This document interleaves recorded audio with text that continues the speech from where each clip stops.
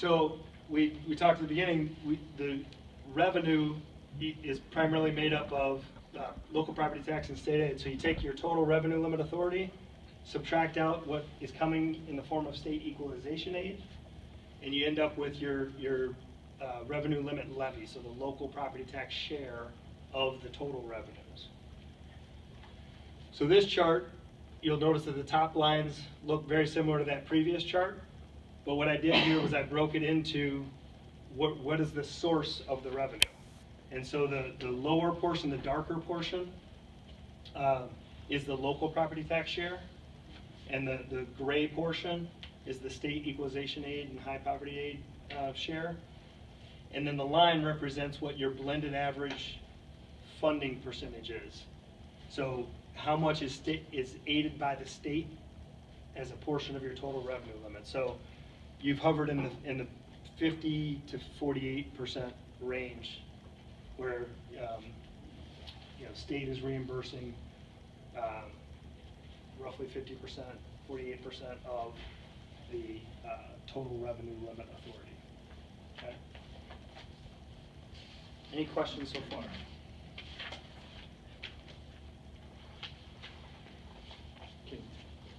In the latest budget, was there something, I know you talked about referendums before, something in the latest budget that if a district goes to a referendum, the money they gain in the referendum is taken out of their state aid? Was that in the budget? There was a proposal, yeah, but that provision did not stay in the budget. But yes, there were a handful of referendum proposals, but that was one of them that was not added into the final draft of the budget.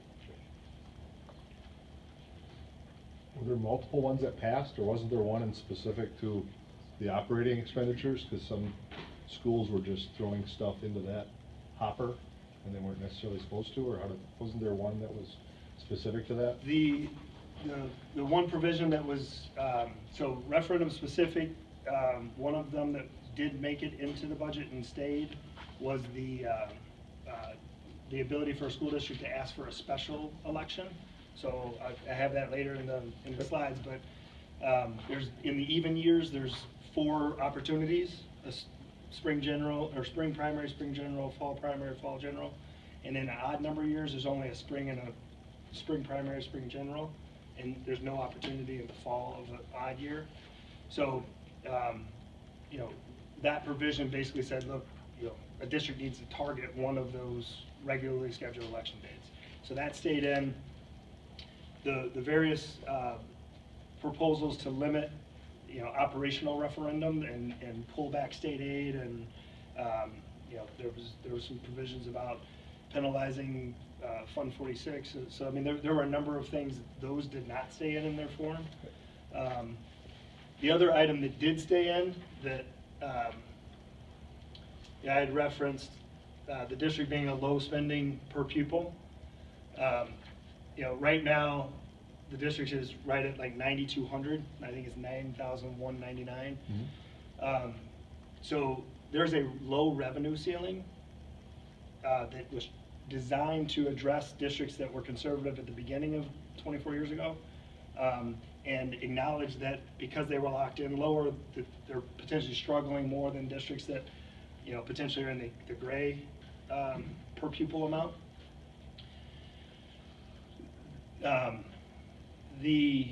So that low revenue ceiling was a district can adjust if their formula is 9,100 or lower, they get to go up to 9,100, right? And so the proposal was to move that to 9,300 for this year, and then 100 each year until it gets to 9,800. The governor vetoed, so that was in the bill, in the proposed from Joint Finance. The governor vetoed that specific line item, and the primary statement he made was he would rather communities have a referendum discussion about additional funding as opposed to adjusting that low revenue ceiling because that would allow districts to budget more, that extra $100 or $200 per student. So that provision was in there and then was removed. Okay.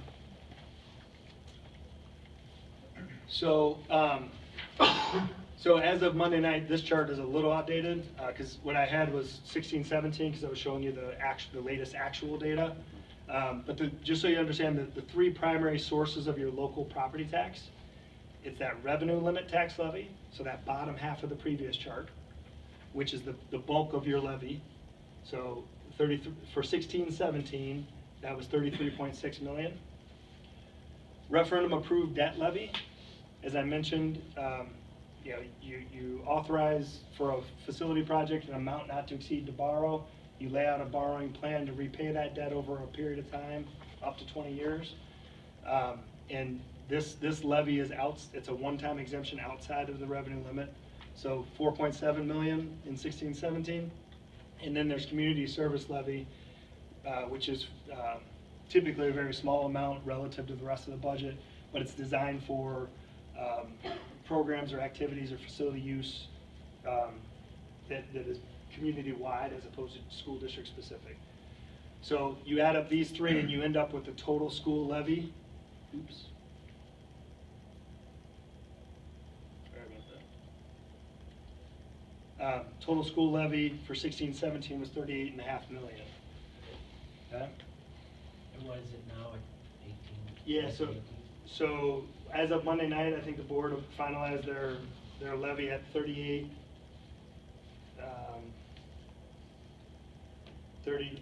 and a half, actually, awfully close.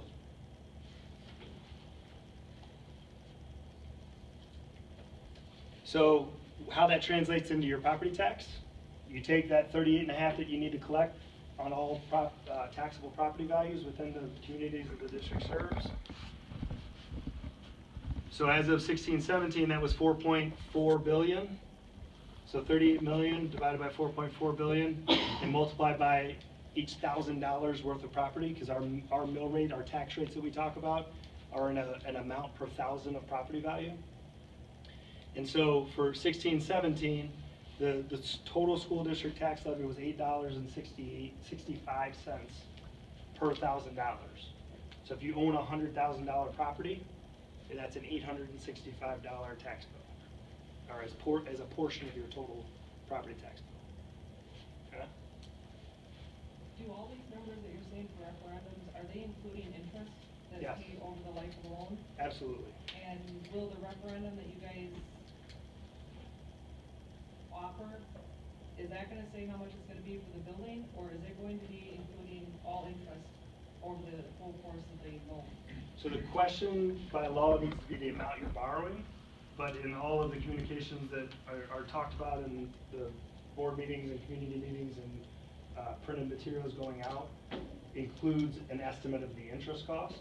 And so when we talk about the tax impact, we're talking about the amount needed for both principal and interest to be repaid over that time period. Can that be put on the referendum? I mean, maybe you don't know the answer, but I, as a citizen, can only do so much to tell the people that don't know what's going on, that this is actually the total that we're borrowing and paying for with the interest. On that referendum, I don't think it's fair that everybody is just told what the principal is. Right on that, I think it should be principal, and this is what it is with interest. I'm just throwing it out there. The other question I have real quick, that grayscale that you were saying, can you, or maybe you need to do this for next meeting, can you get a couple of schools that are closer to that top number in the gray, so we can have a better understanding of how we rate? Because maybe there's some schools out there that are closer to the top of the grade that aren't doing any better than we are, or doing worse than we are. So maybe it doesn't pay to put more money into the budget if we're doing better, or at least as good as all those other schools with what we've got and what the other money is. Because it's kind of not giving a clear picture of how the school is itself. Just because they spend more doesn't mean the school district is better. Yeah, and I don't think that's what I was trying to say. No, I'm not saying you, but I think some people interpret, oh, they got more money, they're doing better. I just think if we can find out the schools that are higher, just so people, if they want to, can go research how that school district is compared to West Bend.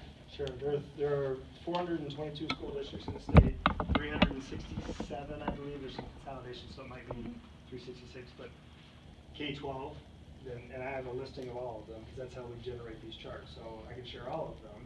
I mean, I think that's But I think fair. this district has done really well, even at a lower revenue point, so that's not really the point.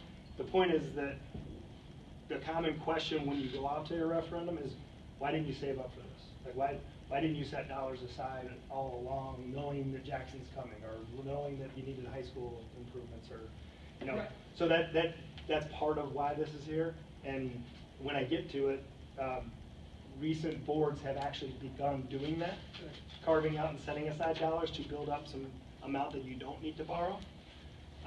But you know, just again, this is more of a high level of where have you been. Right, but I'm just trying to, a lot of people out there think more money means better schools. Doesn't necessarily mean that, and I just kind of wanted to point that out. Okay.